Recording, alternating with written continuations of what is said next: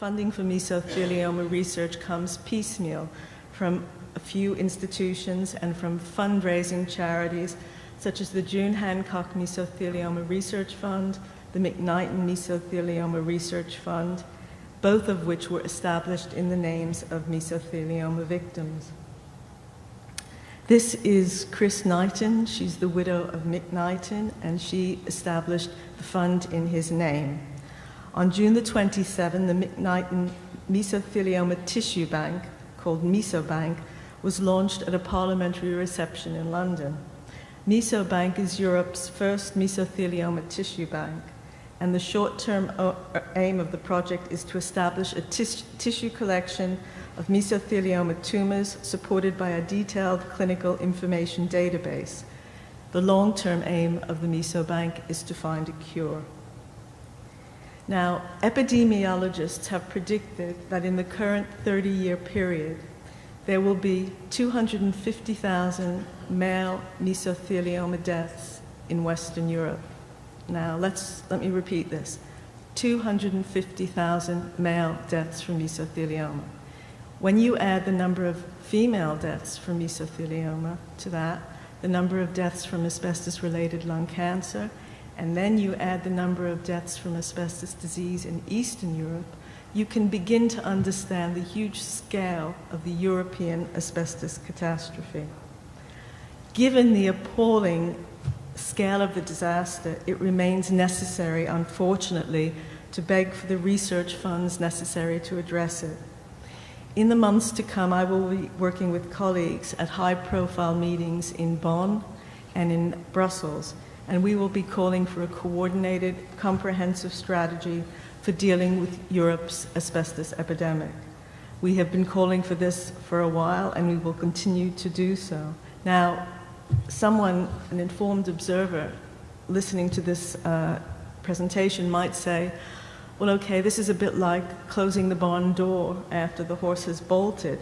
After all, each of the European Union's 27 states has banned asbestos. Well, they have banned asbestos, and that really is progress. But we all know that that's not the answer to the question. People are still getting sick, and they will get sick for decades to come. We need to do more. In 2000, 35% of worldwide asbestos usage took place in Europe. The figure now is 22%. But the problem is that this asbestos consumption takes place in Russia, Uzbekistan, Ukraine, Belarus, and Kazakhstan. These are countries which have no health and safety measures in place, no legislation, no way of preventing the hazard from affecting people that are exposed to this asbestos. As bad as the situation is in Europe, it is even worse in Asia. During the period 1920 to 2007, Asian asbestos consumption was 55 million tons. And here we have some statistics that you can see. Nowadays, annual consumption of asbestos in Asian countries accounts for 68% of worldwide use. Basically, most of the world's asbestos is now being used in Asia. And the biggest users are China, India, Indonesia, Vietnam, and Sri Lanka. And as you would expect, there is little effort made in these countries to minimize hazardous exposures. I have a series of photographs now, which I want to show you, that illustrate the kind of conditions that workers experience in the asbestos industry in India. These photographs were taken within the last 5 years. Some of them were taken last year.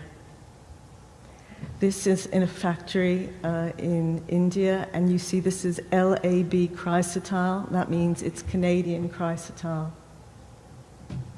And here you see they're just manhandling the sacks of the chrysotile. There's no protection for these people. And this isn't a bad photograph. The photograph is hazy because there was a lot of dust in the air. Sometimes these sacks of asbestos break. Someone has to pick them up. Again, the dust is caused by the asbestos in the air. This is what you call the safe use of Canadian asbestos in India. You can see that the only protection he has is a bandana around his mouth. And here, someone is sitting next to a sack of asbestos that's got the end broken, and the fiber, you can see the fiber coming out. Again, LAB chrysotile, that's Canadian asbestos. And again, the only protection he has is a scarf around his neck. And this is the processing of asbestos cement with a power saw. And in the background, you can see all the broken asbestos cement. I don't think it looks very safe. In a 2011 peer-reviewed academic paper, epidemiologists confirmed the link between the amounts of asbestos used in Western countries and the epidemic of asbestos-related disease. Well, of course they would. And this is what they said. This is a slum in India with broken asbestos cement as the roofing material, and again, some more broken asbestos cement. And this is our book, which contains many of these images. So, coming back to the epidemiologists, this is what they said. It is highly unlikely that asbestos-related diseases are absent in countries that have used large volumes of asbestos, but do not report the related numbers. Well, because they don't report the numbers doesn't mean that disease doesn't exist. In Asia, the problem is especially relevant in China and India. Our estimates suggest that China and India have already missed 5,100 and 2,200 cases of mesothelioma, respectively. The scientists concluded their paper by saying, a surge of asbestos-related diseases in Asia should be anticipated in the coming decades. Asian countries should not only cease asbestos use, but also prepare themselves for an impending epidemic of asbestos-related diseases. Well, this you would think is pretty obvious. How can it be otherwise? If human biology is the same for people in Western countries as it is for people elsewhere, if British and American bodies are susceptible to the carcinogenic effects of exposure to asbestos, it is unlikely that Indian or Chinese bodies would be immune to the hazard. Given the fact that between 1960 and 2010, India's total asbestos consumption was more than 8 million tons, the government and medical authorities in New Delhi would do well to heed the advice of the epidemiologists.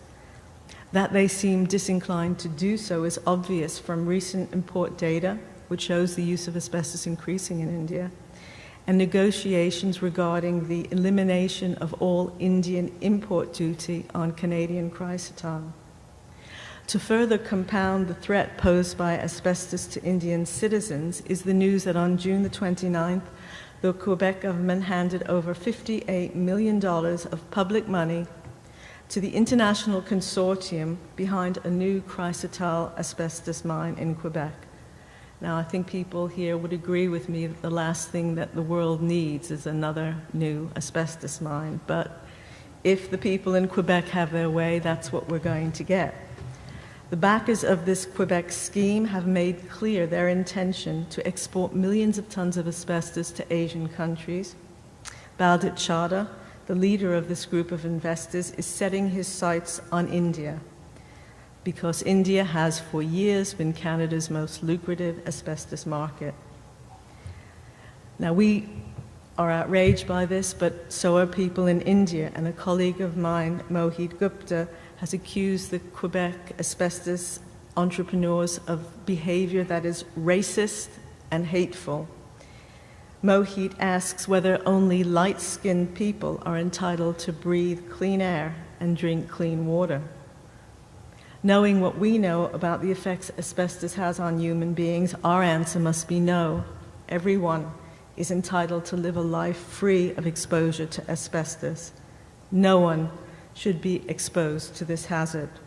After all, if asbestos is too harmful to remain in the Canadian and British parliaments, it is too toxic for use in Indian buildings, cars, and houses. We are as one when we say to Canada's asbestos pushers that the sale of deadly asbestos is as disreputable as it is immoral. People's lives count for more than asbestos profits. The theme of last week's Action Mesothelioma Day in Britain was the need for a global asbestos ban. The outrage felt by all of the members of the British asbestos victims community regarding Quebec's new mine was summed up in the text on this badge. Cancer alert. Canada to open a new asbestos mine. At conferences, public rallies, church services and meetings throughout Britain, the badge was worn as calls went out for Canada to do the right thing and ban the mining and export of asbestos. Here, these badges were at the asbestos meeting in Tayside in Scotland. And these are colleagues in Birmingham wearing the badges at their meeting. In Manchester, not only did they have the badges, but they made them into placards to show the feeling of the people there. And I was happy to be in Liverpool, where we had a meeting in the town hall, and everyone there was wearing their badges.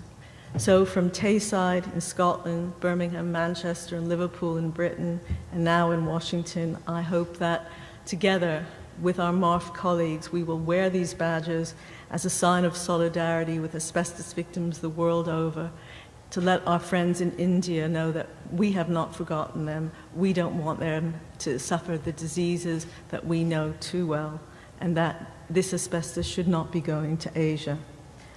The text of today's presentation is going to be on the EBAS website. If anyone wants any of the data from this talk, I'd be happy for you to sort of get the figures from there. My email address is at the bottom, and the website is there, but I'm not really sure you can see it. It's lka@btinternet.com.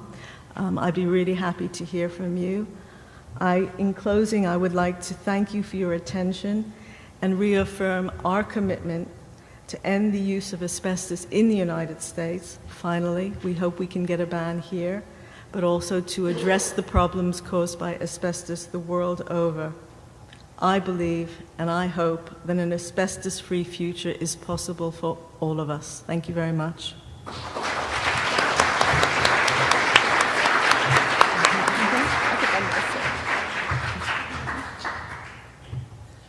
I hope you don't mind if I sit. I just wanted to ask Lori, given your knowledge of the worldwide state of asbestos, is there one country that has a good model for regulation? Yeah, it's on. That's a very difficult question. I have found that there are good protocols in different countries for different things. So, for example, in Britain, we now have universal compensation for mesothelioma, which means that if someone is diagnosed with mesothelioma, it doesn't matter where they were exposed, they can go to a government scheme and they will be paid compensation. It's not as much as if there was a court case, but it means that if someone is very sick and they don't have the energy for that, they get a lump sum from the government. But, you know, we have a real problem with compensating people that have asbestos-related lung cancer. Mm-hmm. And earlier today I was speaking to Axel about the German system, and I said, you know, I thought it was really good. Everything I'd heard was great, and unfortunately he disillusioned me. And he said that they've got real problems there too. So the answer is, you know, there are good bits in some places, but there isn't one place that's perfect. Mm-hmm. I also wanted to ask, you mentioned that the Italian trial influenced some other countries to undertake similar trials, like I think you mentioned France. Mm-hmm. Do you see it having any effect on the United States for mesothelioma survivors here? Well, the legal systems in the US and the UK are very different from the legal system in Italy. And in many cases, and I say this to our Italian colleague here, your legal system is pretty hard to understand. But having said that, you accomplished in Italy what we've never accomplished. So I congratulate you, and your crazy system seemed to do it. I think the most important thing that we can take from this is the possibility that they have actually held to account two businessmen, because it was these people that made the decisions, and it was their decisions that have caused so many people to get ill. So I think it gives us hope that we can somehow find ways to hold them to account, to show their pictures, to tell people who they are, so that they can't stand up and pretend they're just ordinary businessmen. And not ordinary businessmen. You know, this is not a legitimate way to make money because you're killing people. Thank you. Is the clicker up there? Yeah. Sure. How important do you think the regulatory regimes are within each country? Asbestos is very heavily regulated in the United States, and yet it continues to be a problem in consumer products. Well, We can't hear the question. all right, the question, the person was asking a question about the importance of regulation, that there's a lot of regulatory things in the United States, but even so people are exposed, especially in consumer products.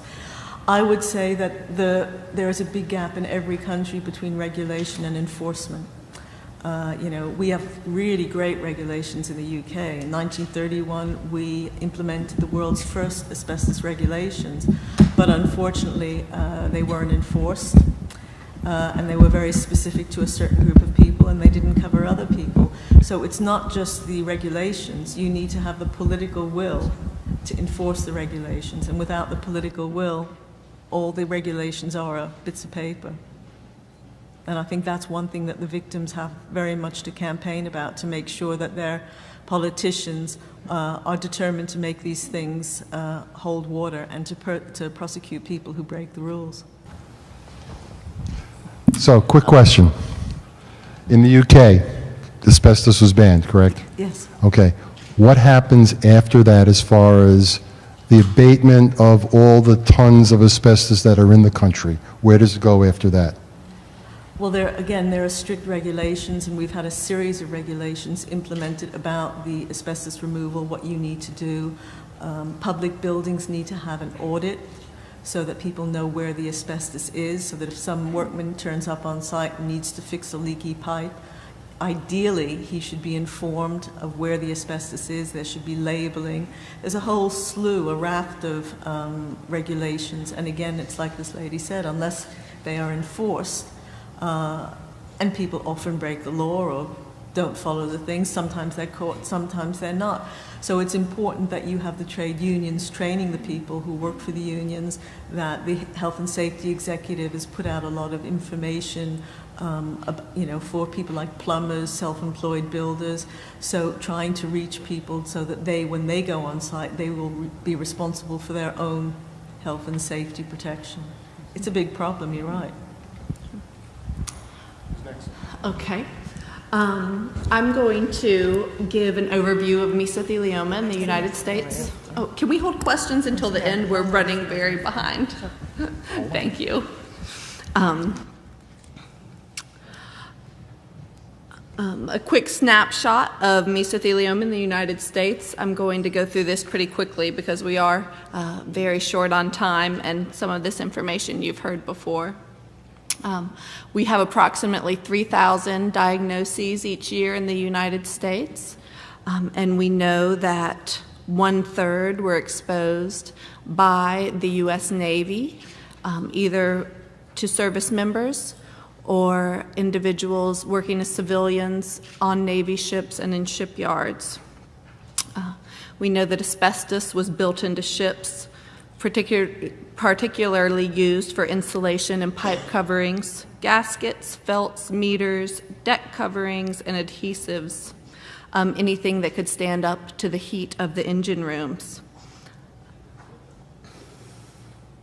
And we use that fact that so many were exposed in the Navy in a lot of our advocacy efforts here in the United States, so we can urge the government to take responsibility for their action. Here's a map of the states with the highest incidence of mesothelioma in the U.S. You'll see that many of them are coastal due to the Navy influence. The darker colors, I should have said at the beginning, are the states with the highest incidence.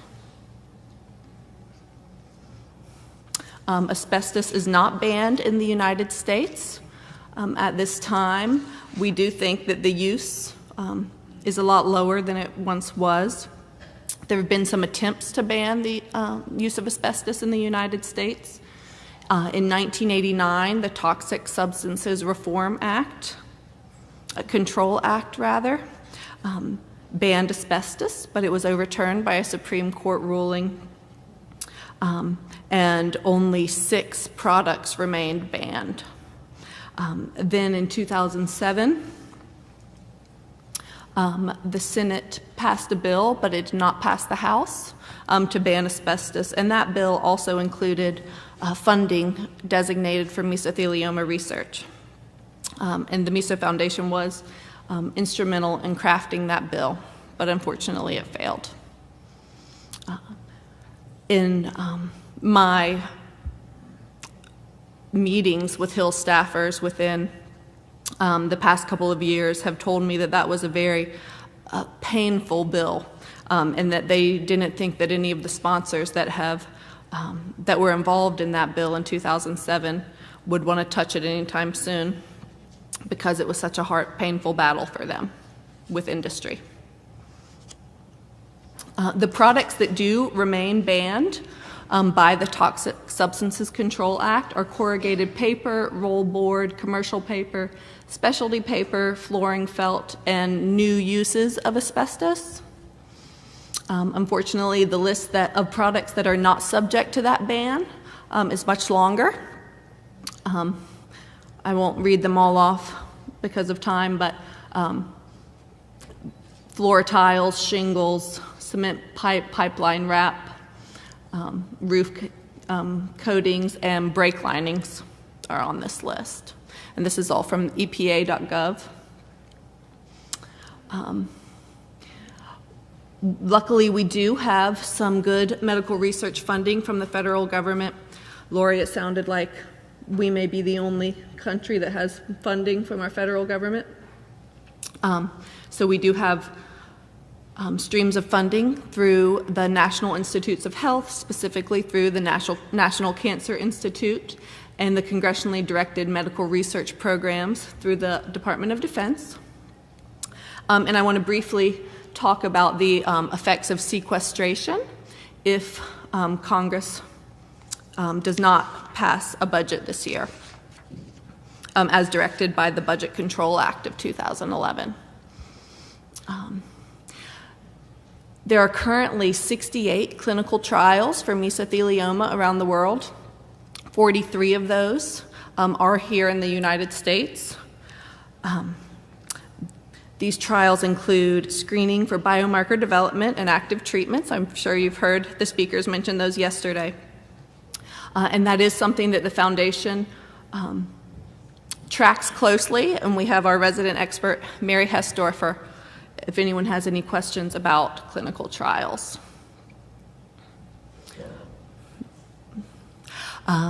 So the 2011 Budget Control Act, put forth by Chairman Ryan, requires a 7.8% cut across the board for all government programs in January 2013 if Congress fails to pass a budget this year.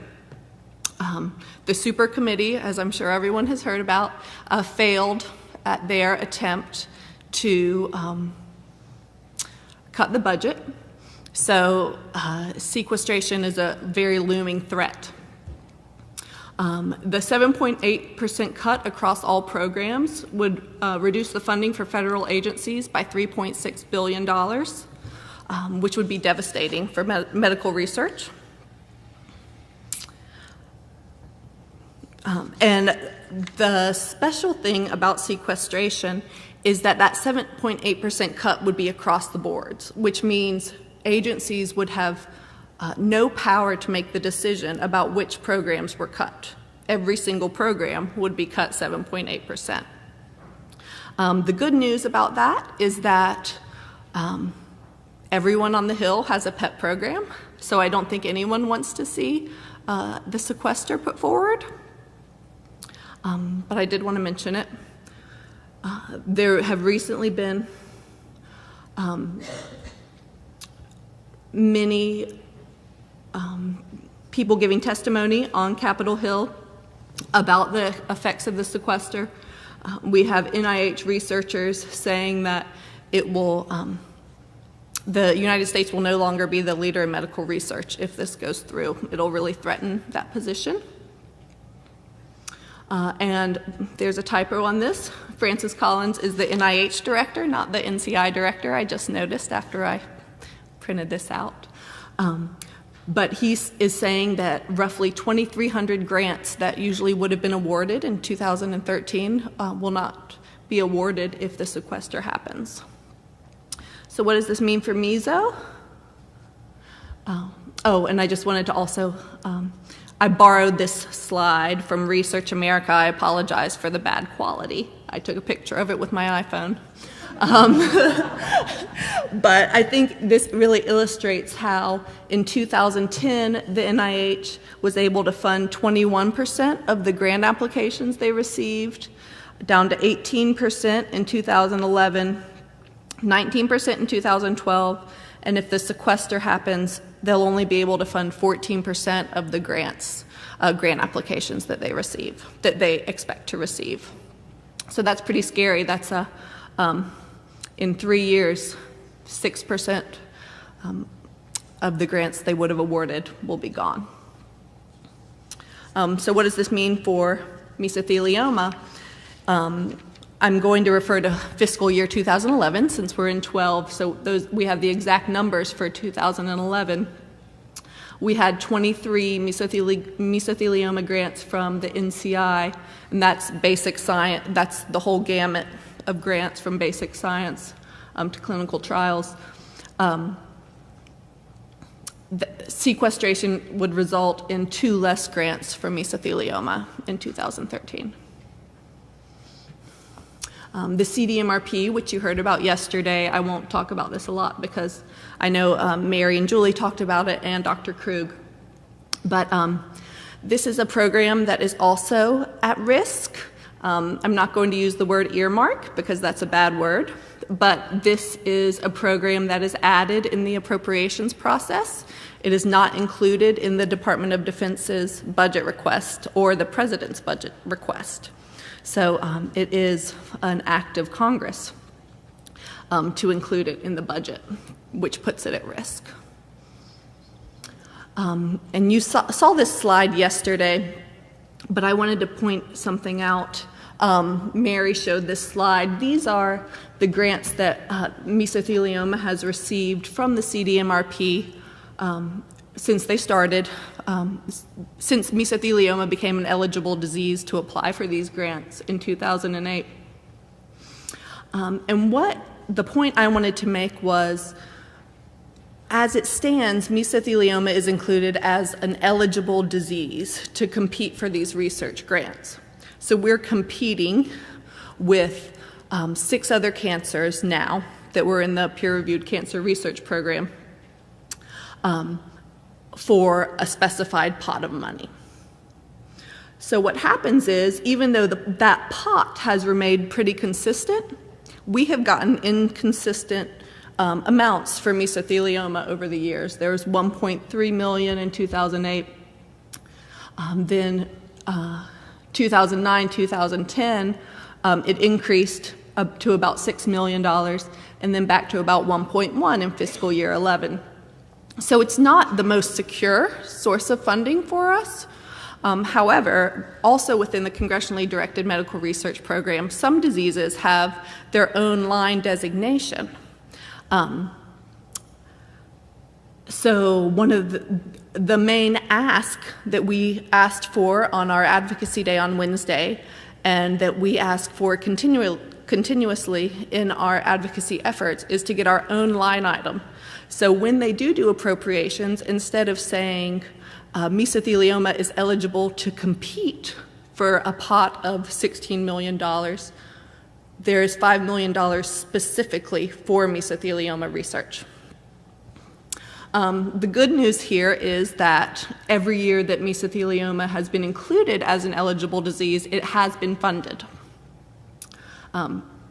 Which means, one, our researchers are putting forth research that is worthy of being funded, and two, that the people reviewing the grants, like Julie, think that the research deserves funding and is related to military service.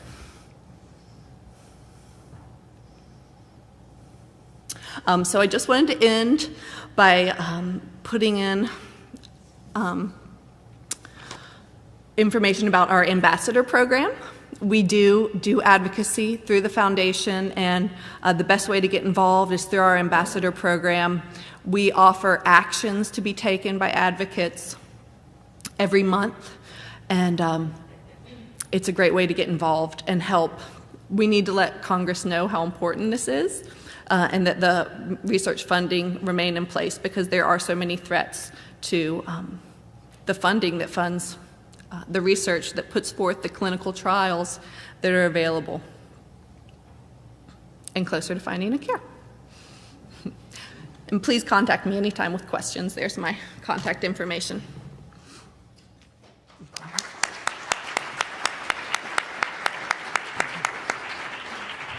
Lori, thank you so much for coming all this way and helping us see and exposing us to all the global perspectives that you brought to the table today. I'm sure that everybody's eyes were opened up and very shocking information. And Jessica, thank you for your great presentation about, our situation here in this country. And I hope that everybody signs up for Jessica's ambassador program to help her. Obviously, she really understands what needs to be done and how to mobilize our community so that we keep this mesothelioma funding for research, or at least doing the very best that we can to keep it, keep it strong, keep it available, and make it happen. So thank you both very much. It was great, very informative.